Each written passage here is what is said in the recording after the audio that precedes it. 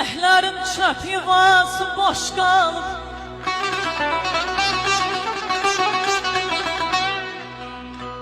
Leyləklərin çöp yuvası boş qalıb, bahar gedib, payız gəlib, qış qalıb.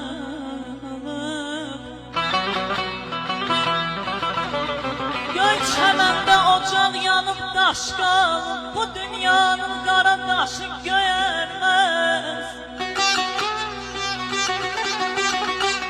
Nə ocaq közərəsi sönəsi,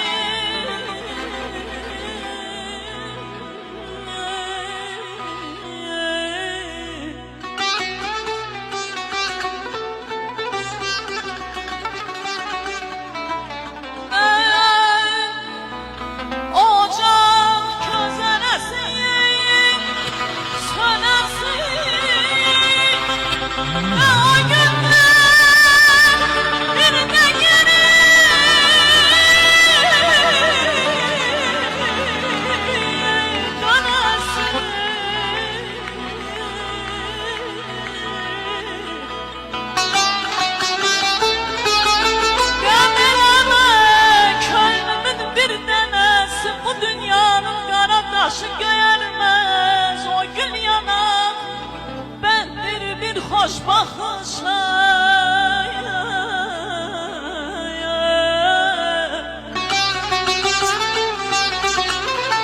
o gün yanan ben bir hoş bakışa, körpe budak el açıbdır yağışa.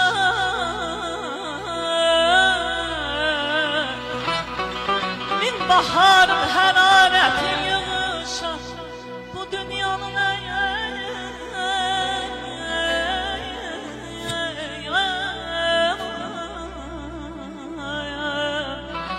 bu dünyanın qara daşı göyərməz.